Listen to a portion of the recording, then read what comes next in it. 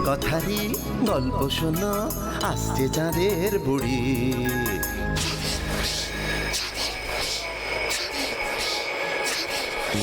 Magic man পৃথিবীতে সঙ্গে এলো তারি।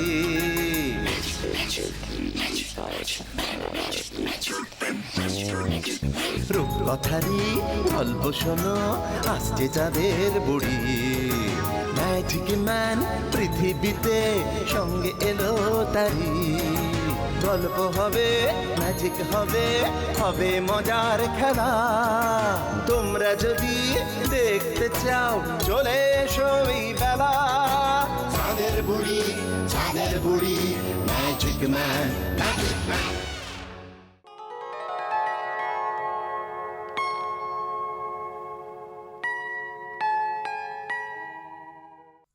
ছোট্ট বন্ধুরা, তোমাদের লালুর কথা মনে আছে তো? সেই যে ছোট্ট দুর্দান্ত সাহসী ছেলেটা। হ্যাঁ, ঠিক ধরেছো। আজ তোমাদের শরৎচন্দ্র চট্টোপাধ্যায়ের সৃষ্টি সেই লালুর জীবনের আরো একটি দুঃসাহসিক অভিজ্ঞতার ঘটনা দেখাচ্ছি। এই লালুর কি খবর রে? দুদিন হয়ে গেল স্কুলে দেখছি না। তোরা কিছু জানিস? না রে, আমরাও কিছু জানি না। আর লালুর কথা তো বাদই দে, ও কেমন সেটা জানিস না। দেখ আবার কোথায় গিয়ে লঙ্কা কাণ্ড ঘটিয়েছে। ঠিকই বলেছিস। কেন সেইবার মনে নেই লালুটা গুরুদেবের কি অবস্থা করেছিল? মনে থাকবে না কেন? লালু যেখানে যাবে কিছু না কিছু একটা ঘটনা ঘটাবেই ঘটাবে। কিন্তু আমি যেটা ভাবছি, যদি সেটা হয়ে থাকে তাহলে আর রক্ষা নেই। কেন রে, তুই আবার কি ভাবছিস? আরে শুনেছিস তো, চারিদিকে কি কলেরা হচ্ছে। আশপাশের পাড়াগুলোতে তো কলেরা একেবারে মহামারীর আকার নিয়েছে। কত মানুষ মারাও যাচ্ছে। লালু আবার ওইসব কলেরার রোগীদের সেবা করতে ছুটলো না তো? বলিস কি রে, তেমন কিছু হলে তো আর রক্ষা থাকবে না। কলেরা যা ছোঁয়াচে রোগ, বাবা রে। সেটাই তো ভাবছি, লালুকে তো একেবারে বিশ্বাস নেই। ভেবে আর কি হবে, যা হবার তাই হবে। এখন চল তো, বাড়ি চল, সন্ধে হয়ে গেছে। হ্যাঁ হ্যাঁ হ্যাঁ, চল চল চল। বাড়ি চল। এই ঘটনাটা যখন ঘটেছিল তখন লালুদের শহর ও তার আশপাশের বেশ কিছু শহরে কলেরায় মানুষ মারা যাচ্ছিলেন। ওই সময় কলেরা, ওলা ওঠা এসব রোগের তেমন ভালো কোনো ওষুধ ছিল না। আর রোগটা খুব ছোঁয়াচে বলে রোগীর ধারে পাশেও কেউ ঘেঁষত না। ফলে কলেরায় আক্রান্ত রোগীদের বেশিরভাগই মৃত্যু ঘটত। এমনই এক পরিস্থিতির মধ্যে এই কি ব্যাপার বলতো? আরো দুদিন হয়ে গেল, লালুর তো কোনো পাত্তাই নেই। আমিও সেটাই ভাবছি, নিশ্চয়ই কিছু একটা হয়েছে। এখন একবার যাবি লালুর বাড়িতে, কি ব্যাপার জেনে আসি একটু। না না, হবে না রে, মা তাড়াতাড়ি ফিরতে বলেছে। তুই পারলে যা না, লালুর বাড়ি একটু ঘুরে আয়। ঠিক আছে, তাহলে আমিই যাচ্ছি। চললাম রে।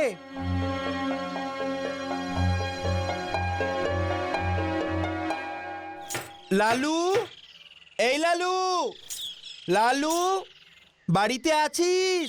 কে? আমি আমি নরু। যাচ্ছি, দাঁড়া। ভেতরে আয়। মাসিমা, লালু নেই? না না, দেখ আবার কোথায় গিয়ে কি কাণ্ড করছে। আসলে 3-4 দিন হলো ওর দেখাই নেই, স্কুলেও যাচ্ছে না, তাই খোঁজ নিতে এলাম। স্কুলে যাবে কি করে? পড়াশোনা মাথায় তুলে ছেলে তো দেশোদ্ধারের কাজে ব্যস্ত।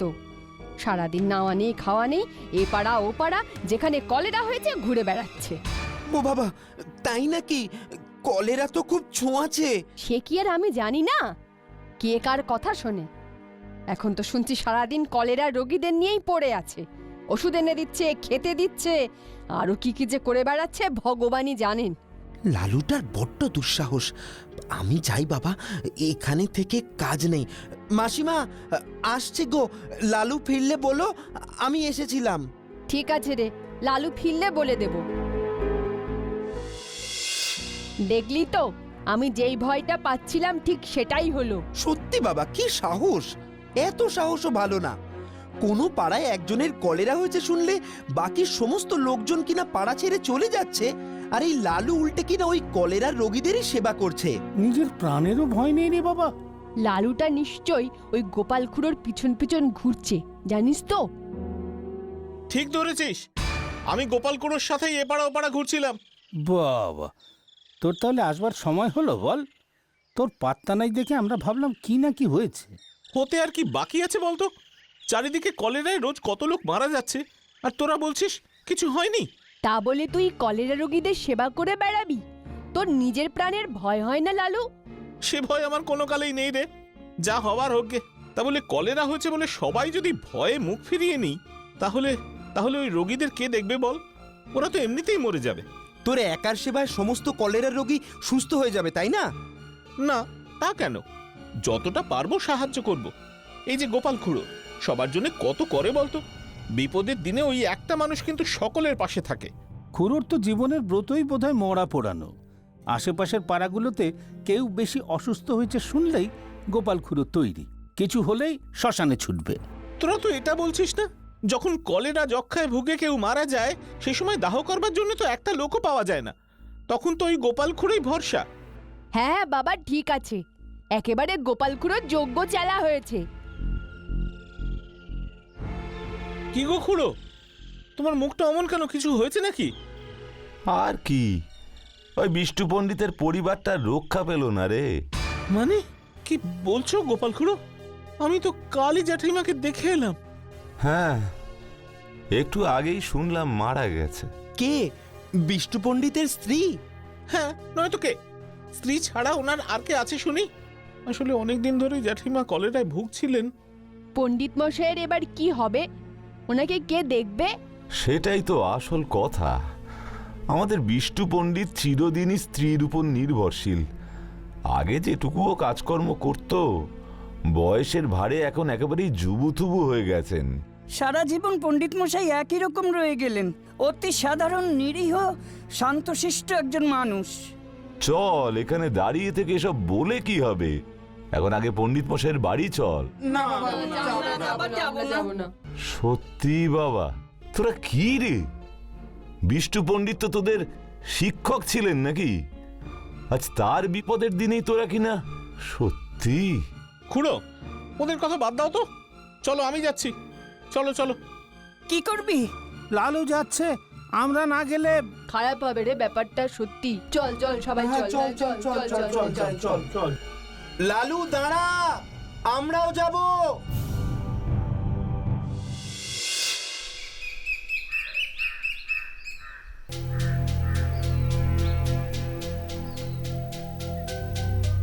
পণ্ডিত মশাই, তোরা যা, ঘরে যা, তোদের জ্যাঠাইমা চলে গেলেন রে।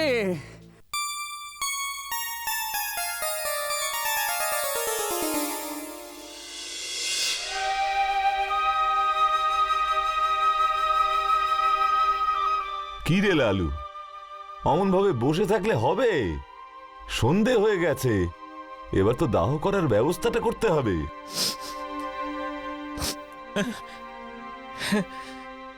চলো। ঠিক করে নে।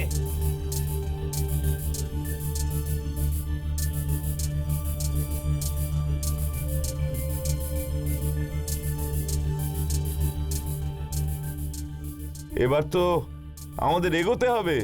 পণ্ডিত মশাই, আমরা তাহলে? আমি সঙ্গে না গেলে মুখাগ্নির কি হবে? ও কাজটা আমিই করব পণ্ডিত মশাই। আপনার এই শরীর নিয়ে কোথাও যেতে হবে না।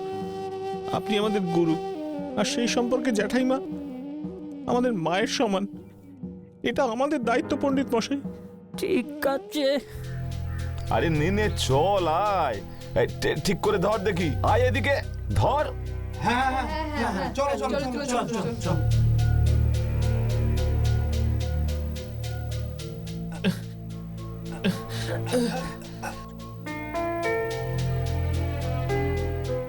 ওকে তোরা নিয়ে যাচ্ছিস?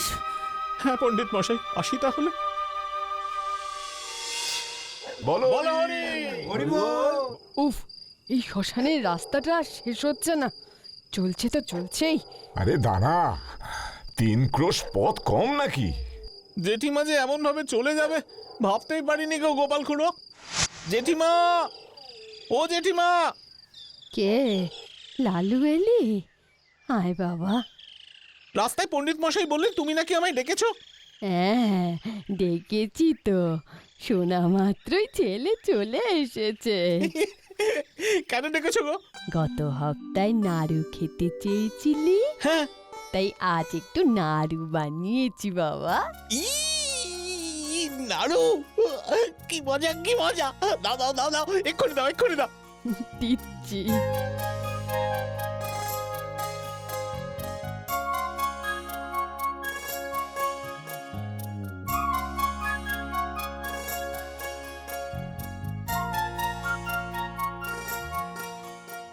এনে খেনে দেখি। আরে বাস, পায়েস করেছো কি? তুমি না খুব ভালো জেঠিমা। বুঝেছি বুঝেছি, আমাকে অত ভালো বলতে হবে না, মন দিয়ে খা দেখি।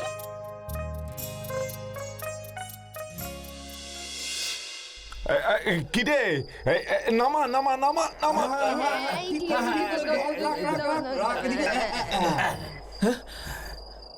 নে নে রে, সবাই একটু জিরিয়ে নে দেখি।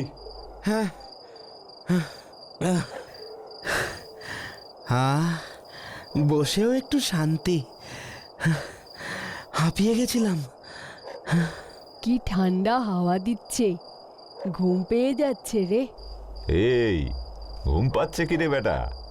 ওদিকে দেখ, গঙ্গার ওপারে প্রচন্ড মেঘ করেছে। এই আমি একটু ওদিকটা গিয়ে দেখি, বুঝলি? দাহ করার কাঠটা এখনো এলো না কেন? আর ডোমদেরও একটু খবর দিয়ে আসি।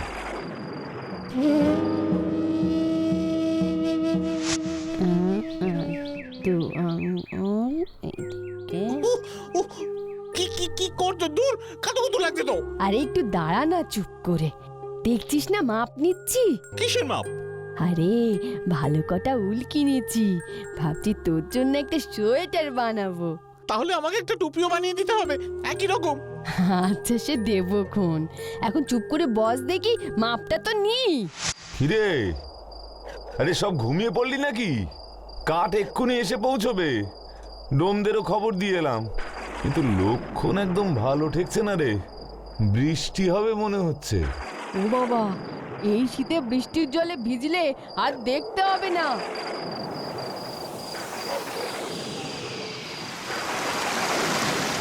নেমে গেল, বলতে বলতে বৃষ্টি নেমে গেল রে। এবার কি করব? সেটাই তো ভাবছি, কাছাকাছি কোনো আশ্রয়, এমনকি বড় গাছ পর্যন্ত নেই। তবে ওই দূরে ঠাকুর বাড়ির আমবাগানে মালিদের একটা ঘর আছে বটে, কিন্তু অতখানি ছোটাও তো সম্ভব নয়।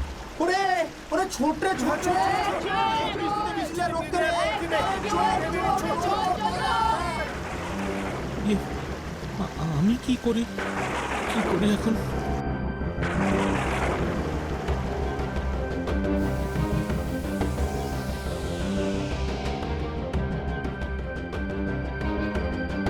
উফ বাবা, কি দুর্যোগ। হ্যাঁ, শেষ পর্যন্ত থেমেছে। শান্তি বাবা, মেঘও কেটে গেছে, আর বৃষ্টি হবে না। আরে ওই দেখো খুড়ো, দাও করার কাঠও এসে গেছে। কিন্তু ডোমেদের তো এখনো কোনো পাত্তা নেই। ও ব্যাটাটা ওই রকমই, শীতে ঘর থেকে বেরোতেই চায় না। এই চল, আমরা কাঠগুলো সাজিয়ে ফেলি। হ্যাঁ চলো চলো। হ্যাঁ চল চল চল চল চল। কিন্তু লালু কই? ও তো ফিরলো না। ও যে বলছিল মুখে আগুন দেবে, তার কি হবে? ভয় আবার পালিয়ে গেল না তো? বাবা ভয় পাবে না, আমারই গা ছমছম করছিল। এত রাতে শ্মশানে একটা লোক নেই, তার মধ্যে বৃষ্টি। বাবা রে! দূর, থাম তো। আর অতই যদি ভয়, তো সব ছুঁয়ে বসতে গেলি কেন? আমি হলে বজ্রাঘাত হলেও মৃতদেহ ছেড়ে যেতাম না। শ্মশানে একা একা বসতে ভয় লাগতো না? ভয় আমার? হাসালি তোরা, তোরা পারিসও বটে। এখনো অব্দি জীবনে 1000টারও বেশি শবদাহ করেছি, জানিস? উফ মুনি, তুই না পারিস বটে। তুই ভাবলি কি করে যে গোপাল খুড়ো শ্মশানে ভয় পাবে? নে নে নে নে নে, অনেক হয়েছে। আমি চুলোটা কেটে ফেলি, আর তোরা হাতে হাতে কাঠগুলো নামিয়ে নে দেখি।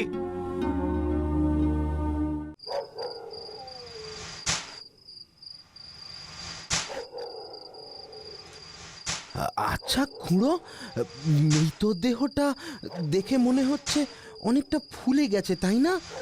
ওরে বাবা রে, রাম রাম রাম রাম রাম রাম রাম রাম রাম রাম রাম রাম। আরে ধুর, এটা আবার কোনো কথা হলো নাকি? এতক্ষণ ধরে বৃষ্টিতে ভিজেছে, শরীর ফুলবে না? আর লেপ কাঁথাগুলো তো ভিজেছে নাকি? কিন্তু খুড়ো, তুলো জলে ভিজলে তো চুপসে ছোট হয়ে যাবে, ফুলবে না তো। বাপ রে, তোর তো দেখছি ভারী বুদ্ধি। নে নে, যা করছিস কর। মাগো, খুড়ো, খুড়ো, জ্যাঠাইমার মৃতদেহটা কেমন নড়ে উঠলো। ওরে বাবা রে! হ্যাঁ?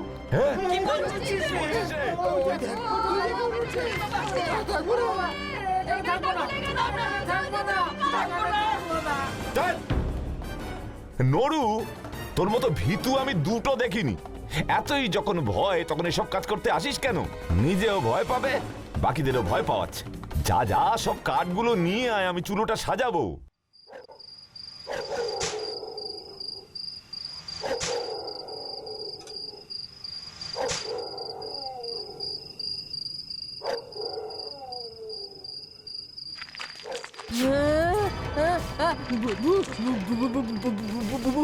ভূত সত্যি কেমন নড়ে উঠলো।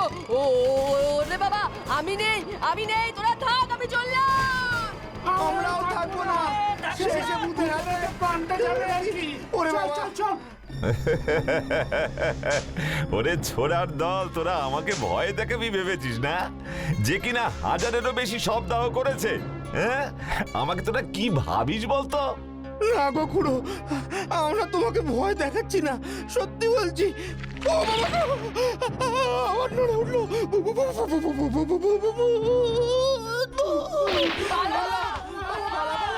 এখানে আর নয়, খুড়ো থাকতে হলে একা থাকবো কে? তোমরা পালাও!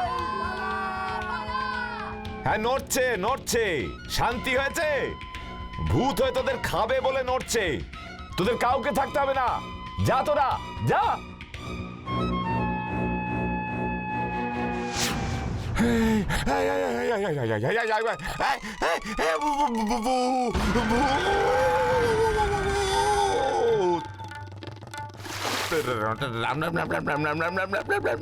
বাবা গো, ওরে গেছি গো, এইবারটার মতো ছেড়ে দাও, আমাকে মেরো না।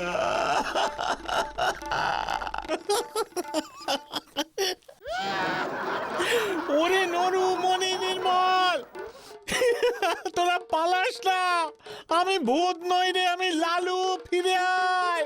এই মনি, দাঁড়া না। আমি ভূত নই রে, আমি লালু, ফিরে আয়। এখানে আর নয়, খুড়ো থাকতে হলে একা থাকবো কে? তোমরা পালাও! বাবা গো, ওরে গেছি গো, এইবারটার মতো ছেড়ে দাও, আমাকে মেরো না। ওই দেখ, লালুর গলা করে ভূতটা আমাদের ডাকছে। একদম পিছন ফিরিস না কেউ। দাঁড়ালি কেন? পালা রে। আচ্ছা, ওটা সত্যি লালু নয় তো? তুই পাগল হয়ে গেছিস নাকি? দেখলি তো ভূতটা কেমন উঠে বসলো। এত কথা না বলে পালা তো।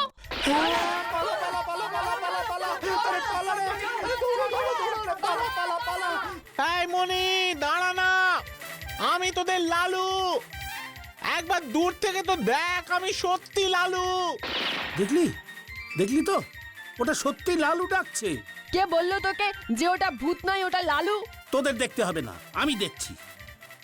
এই এই সত্যি লালু রে, এবার এবার তো দেখ, কিচ্ছু হবে না, কিচ্ছু হবে না, আমি বলছি।